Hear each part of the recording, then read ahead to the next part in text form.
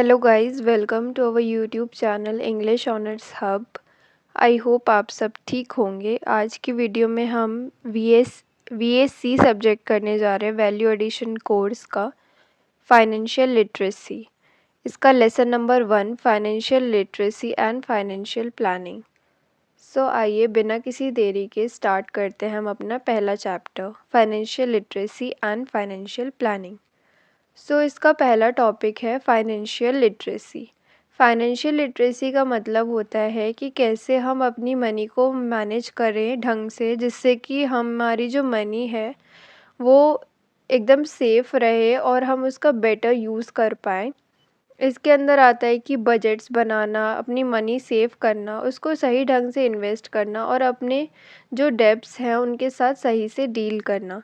ये बहुत इम्पॉर्टेंट है क्योंकि ये इफ़ेक्ट करता है हमारी लाइफ को। सैडली बहुत सारे लोगों को मनी के बारे में ज़्यादा नॉलेज नहीं होती है, जिसकी वजह से वो अपनी महीने की शुरुआत में ही अपनी सैलरी जो है ज़्यादा से ज़्यादा खर्च कर देते हैं, जिसकी वजह से महीने के लास्ट तक आते आते उनको बहुत ज़्यादा स्ट्रेस हो जाती है और बहुत ज़्यादा दिक्कतें आने लगती है। हमें लोगों को टीच करने की ज़रूरत है कि मनी को कैसे यूज़ करा जाए ढंग से। और इंडिया के अंदर ज़्यादातर लोगों को पता ही नहीं है कि मनी को कैसे यूज़ किया जाता है, क्योंकि यहाँ पे इतने ज़्यादा एक्सेस नहीं है बैंक्स के लिए। और जो ज़्यादातर जो लोग हैं वो रूरल एरिया से बिलोंग करते हैं, इसलिए उनको ज़्यादा पता नहीं रहता है। बट चीज़ें अब सही हो रही हैं, गवर्नमेंट और बैंक्स भी वर्क कर रहे हैं कुछ प्रोग्राम्स पे, जिससे कि वो लोगों को बता सके मनी के बारे में और इजी कर सके लोगों तक सारी बैंकिंग सर्विसेज पहुंचाना। सारी चीज़ें तो हो रही हैं, लेकिन फिर भी अभी हमें बहुत कुछ और भी करना है जिससे और ज़्यादा प्रोग्रेस हो सके। अब नेक्स्ट टॉपिक है हमारा फाइनेंशियल प्लानिंग। फाइनेंशियल प्लानिंग का मतलब कि एक ऐसा प्लान बनाना जिससे कि हमारी जो मनी है वो हम सही तरीके से यूज़ कर पाए, जिससे कि हम अपने ड्रीम्स जो हैं वो अचीव कर पाए जल्द से जल्द। और ये सिर्फ एक ही चीज़ नहीं है जो कि हम खरीदते हैं। ये एक स्टेप बाय स्टेप प्रोसेस है जिससे कि आप सिक्योर फील कर पाएंगे अपने फाइनेंसेस को लेके। फाइनेंशियल प्लानिंग के साथ आप श्योर हो सकते हैं कि आप सही डायरेक्शन में जा रहे हैं, और अगर आपने सही तरीके से मनी को मैनेज कर लिया तो आप जो भी अपनी लाइफ में चाहते हैं वो अचीव कर पाएंगे। जैसे कि अगर आप घर ख़रीदना चाहते हैं तो घर ख़रीद पाएंगे, कार ख़रीदना चाहते हैं तो कार ख़रीद पाएंगे, अपनी बेटी की शादी करवानी है तो वो भी कर पाएंगे, और अपने रिटायरमेंट भी अच्छी तरीके से चला पाएंगे, मैनेज कर पाएंगे। ये फाइनेंशियल प्लानिंग एक रोड मैप की तरह है कि हमें कैसे अपने गोल्स को रीच करना है। गोल्स जो है वो फाइनेंशियल लाइफ को और बेटर बनाते हैं और आपकी फैमिली को भी सेफ़र बनाते हैं, और ये हेल्प करता है आपकी कि आप अपनी मनी को अच्छी तरीके से समझ पाएँ और उसका बेस्ट यूज़ ले पाएँ। फाइनेंशियल प्लानिंग इतनी इम्पॉर्टेंट क्यों है? क्योंकि ये आपकी हेल्प करता है कि आप अपनी सिचुएशन को समझें, गोल्स बनाएं और उन थोड़े छोटे छोटे स्टेप्स लें जिससे कि आप अपने गोल्स तक पहुंच पाए। अगर कोई आपकी लाइफ में इमरजेंसी आ जाती है, जैसे किसी की भी तबीयत ख़राब हो जाती है आपकी फैमिली में, तो उसके लिए भी आप प्रिपेयर रह सके और अपनी प्रोग्रेस भी देख सकते हैं आपकी पिछले महीने कितना आपने बचाया, कि आगे कितना आपको और सेव करना है, और स्ट्रेस भी इससे आपका कम रहता है। अब नेक्स्ट टॉपिक है financial goals and personal finance.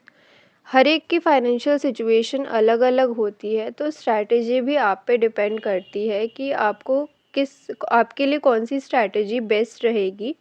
जितना आप कमाते हैं उस हिसाब से, और किस जगह पे आप रहते हैं और क्या आप अचीव करना चाहते हैं, इस पे डिपेंड करता है कि आपकी स्ट्रैटेजी क्या होनी चाहिए अपनी मनी को मैनेज करने के लिए।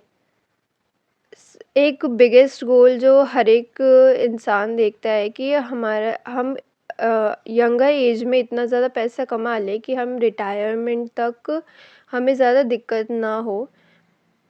पर्सनल फाइनेंशियल प्लानिंग के अंदर हर एक चीज़ आती है अबाउट हमारी मनी सिचुएशन को लेके, और हमें क्या क्या प्लान्स बनाने चाहिए। जैसे कि हमें एक हेल्थ इंश्योरेंस करवा लेना चाहिए अपना और अपनी फैमिली का भी, और हमें फिगर आउट कर लेना चाहिए कि कैसे हम अपने जो डेब्ट हैं उनको कैसे चुकाएंगे, और प्लान करना कि कब आप रिटायर करेंगे। अपनी मनी को इस तरीके से इन्वेस्ट करना कि आप सेव कर पाए टैक्सेस, और सेविंग्स जनरेट करना अपने बच्चों की एजुकेशन के लिए और कोई भी बिग एक्सपेंसेस के लिए, और सेव करना जिससे कि आप अपनी मनपसंदीदा चीज़ें खरीद पाए, जैसे कि घर या फिर कोई कार आप लेना चाहते हैं तो वो भी। सो फाइनेंशियल प्लानिंग एक रोड मैप की तरह है कि कैसे आप अपनी मनी को मैनेज करेंगे जिससे कि आप अपने गोल्स को अचीव कर पाए जल्द से जल्द, और आप एक सही ट्रैक पे जा पाए।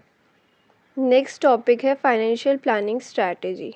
फाइनेंशियल प्लानिंग स्ट्रैटेजी के अंदर 4 चीज़ें हैं mainly: risk management, estate planning, proper asset allocation और टैक्स कंसिडरेशन। पहला हम पढ़ते हैं रिस्क मैनेजमेंट। इसका मतलब कि आप ऐसे स्टेप्स ले जिससे कि आपका रिस्क कम हो, जैसे कि आप हेल्थ इंश्योरेंस करवा लें या फिर लाइफ इंश्योरेंस करवा लें, जिससे कि आपकी इनकम प्रोटेक्ट रहे। अगर आपका कोई भी हेल्थ से रिलेटेड कोई भी इशू आता है आगे चल के, तो आपको अपनी जेब से ना देना पड़े सारा पैसा। सेकंड है प्रॉपर एसेट एलोकेशन। इसका मतलब कि हमें अपने एसेट्स को इन्वेस्ट करना चाहिए, जैसे कि स्टॉक्स, बॉन्ड या फिर म्यूचुअल फंड में, जिससे कि आपका पैसा और ज़्यादा बढ़े। और फिर है टैक्स कंसिडरेशन, मतलब कि सारी प्लानिंग करनी चाहिए हमें अपने फाइनेंस को लेके, जिससे कि हमारी हेल्प करे कि हम कम टैक्स दे। डी है स्टेट प्लानिंग, मतलब कि एक प्लान बना ले कि अगर हम मर जाते हैं किसी दिन, तो हमारी बिलोंगिंग्स जितनी भी हमारी प्रॉपर्टी है वो हम किसको देना चाहते हैं। तो एक वसीयत के पेपर पे तैयार करके रखें कि किसको हम अपनी जो प्रॉपर्टी है वो देना चाहते हैं। फिर अब नेक्स्ट टॉपिक है सेविंग। सेविंग करना सेविंग करने का मतलब है कि जितनी भी आपकी इनकम आती है उसमें से जितने भी आपके खर्चे हैं उसको जब हम हटा देते हैं, और जो पैसा आपके पास बचता है उसी को हम सेविंग कहते हैं। सेविंग बहुत ज़रूरी है किसी की भी लाइफ में, क्योंकि इसके बहुत सारे बेनिफिट्स हैं, जैसे कि सेफ्टी नेट। अगर आपकी लाइफ में कोई भी अनएक्सपेक्टेड कॉस्ट आ जाता है, जैसे कि मेडिकल बिल्स या फिर कोई और चीज़, आपको इतना ज़्यादा स्ट्रेस नहीं लेना पड़ेगा अगर आपके पास सेविंग्स होंगी। दूसरा वही स्ट्रेस कि अगर आपके पास सेविंग है तो आपको ज़्यादा स्ट्रेस नहीं लेना पड़ेगा, और सेविंग के पैसों से आप बहुत सारी फ़न एक्टिविटीज़ भी कर सकते हैं, जैसे संडे को आप घूमने जा सकते हैं अपनी फैमिली के साथ। फोर्थ है फाइनेंशियल इंडिपेंडेंस। अगर आप सेविंग करते हैं और सही से इन्वेस्ट करते हैं, आप काफ़ी सारी चीज़ें अफोर्ड कर पाएंगे जो भी आप लेना चाहते हैं। पांचवा कंफर्टेबल रिटायरमेंट। अगर आप बहुत ही अर्ली एज से ही सेविंग करना शुरू कर देते हैं तो आगे चल के आपके पास इनफ मनी हो जाएगी जिससे कि आप एक कंफर्टेबल रिटायरमेंट ले पाएंगे। इसीलिए सेविंग करना बहुत ज़्यादा इम्पॉर्टेंट है, स्पेशली जब आप यंग हैं। अब नेक्स्ट टॉपिक है time value of money. Time value of money का मतलब होता है कि जो मनी आपके पास आज है उसकी वैल्यू कई ज़्यादा है सेम अमाउंट से जो कि आपके पास फ्यूचर में होगी। इसे हम एक एग्ज़ाम्पल से लेके समझते हैं। जैसे कि आज एक चॉकलेट की प्राइस 20 रुपीज़ है और आपके पास 100 रुपये है, तो 100 रुपये से आप सिर्फ आज 5 ही चॉकलेट ख़रीद पाएंगे।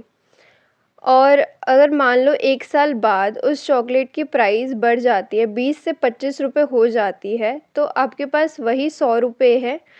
अब 100 रुपये से आप सिर्फ 4 ही चॉकलेट ख़रीद पाएंगे। इसका मतलब ये हुआ कि आज जो आपके पास 100 रुपये हैं उनकी वैल्यू ज़्यादा है उस 100 रुपये से जो कि आपके पास फ्यूचर में होगी। इसी को कहते हैं टाइम वैल्यू ऑफ मनी। अब नेक्स्ट टॉपिक है प्रेजेंट वैल्यू। प्रेजेंट वैल्यू का मतलब होता है कि अगर मान लो आपको फ्यूचर में अगर 11,000 रुपये चाहिए तो आप प्रेजेंट में अभी कितना इन्वेस्ट करेंगे जिससे कि आपको फ्यूचर में वो 11,000 मिल जाए। सो इसी को हम प्रेजेंट वैल्यू कहते हैं। सो प्रेजेंट वैल्यू का फॉर्मूला होता है एफ वी मतलब future value upon 1 plus R मतलब कि इंटरेस्ट रेट, और raise to the power n मतलब कितने ईयर्स के बाद। सो अभी हमने एक एग्ज़ाम्पल लेते हैं, जैसे कि तो मान लो आपको फ्यूचर में 11,000 रुपये चाहिए और इंटरेस्ट रेट है 10% और ईयर मान लेते हैं 1 ईयर। सो प्रेजेंट वैल्यू का फॉर्मूला हो जाएगा future value 11,000 upon 1 plus R मतलब 10% raise to the power year, कितने ईयर, 1 ईयर। सो इसको हम सॉल्व करेंगे। सो सॉल्व करने के बाद ये हो जाएगा 11,000 upon 1 plus 1/10 raise to the power 1 है तो नहीं भी लिखेंगे तो चलेगा।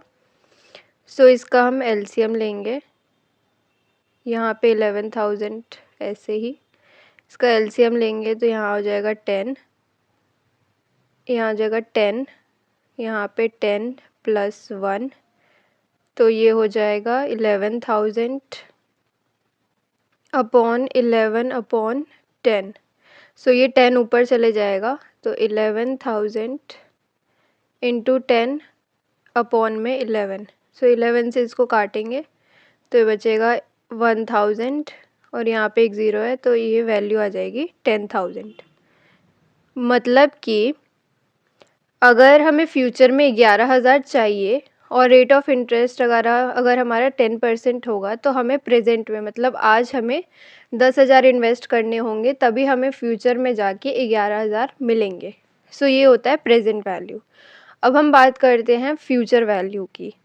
सो फ्यूचर वैल्यू होती है कि अगर आपके पास आज 10,000 रुपये हैं तो अगर आप इसको इन्वेस्ट करते हैं एट द रेट ऑफ 10% ही मान लेते हैं और इस बार 2 ईयर बाद मान लेते हैं तो 2 ईयर्स के बाद आपके पास कितने ज़्यादा पैसे होंगे। सो ये होती है फ्यूचर वैल्यू। सो इसका फॉर्मूला भी सेम ही है।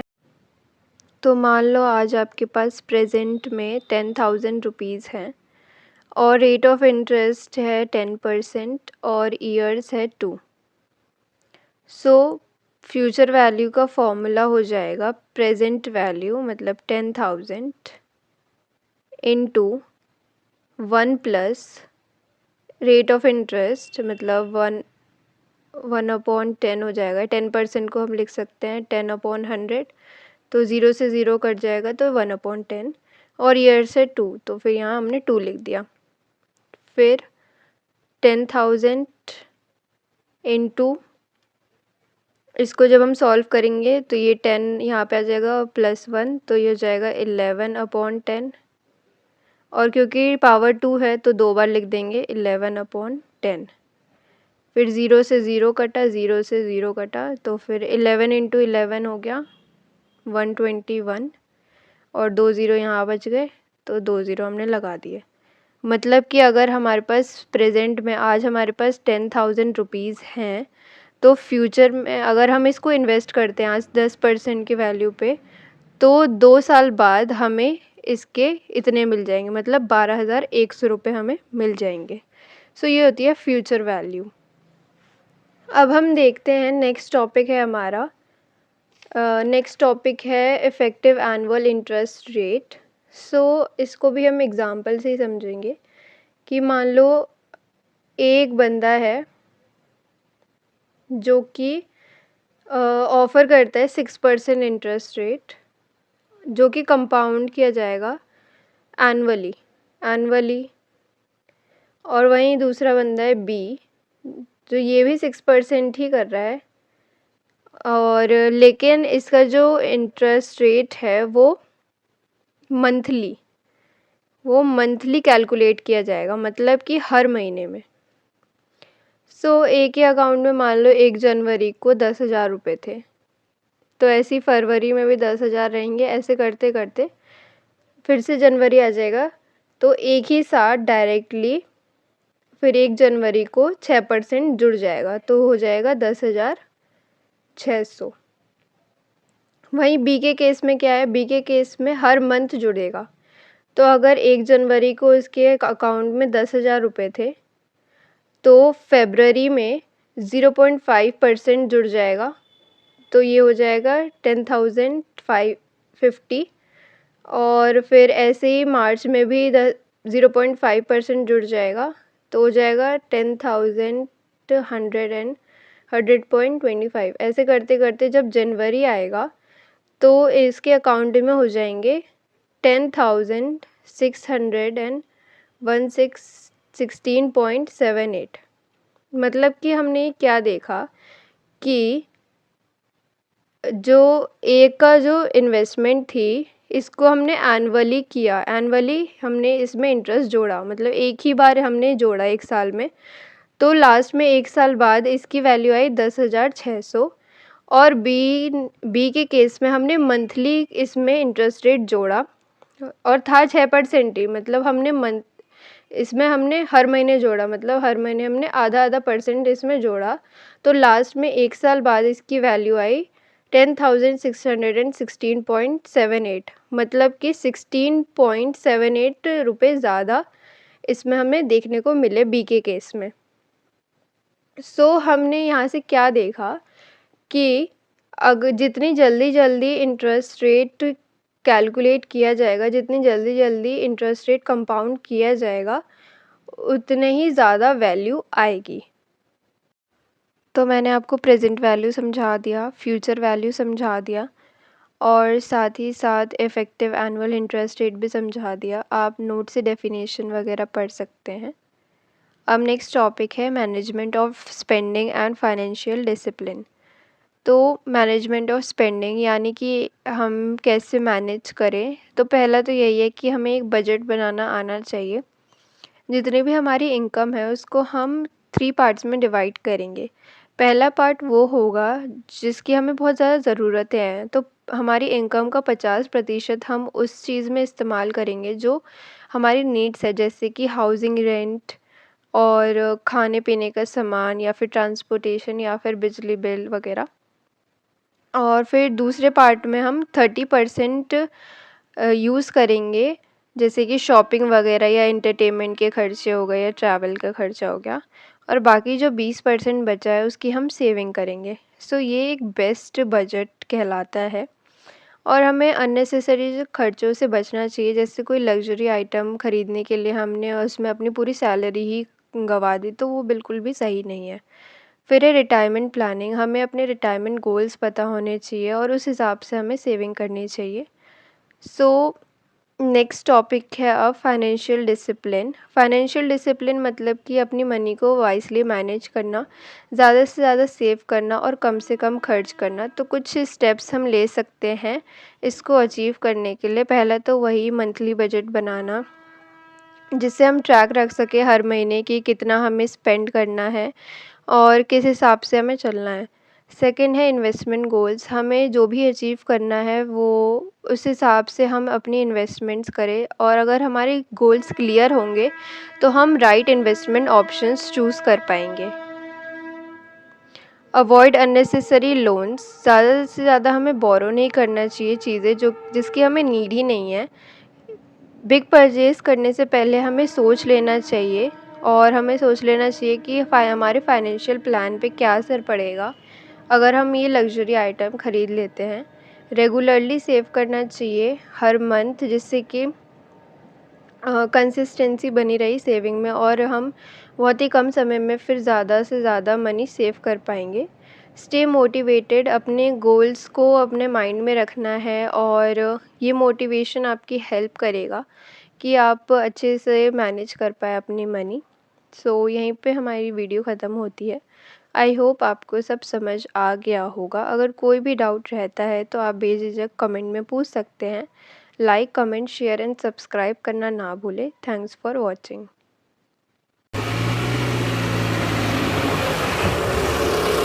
खत्म। Bye bye, tata, good bye.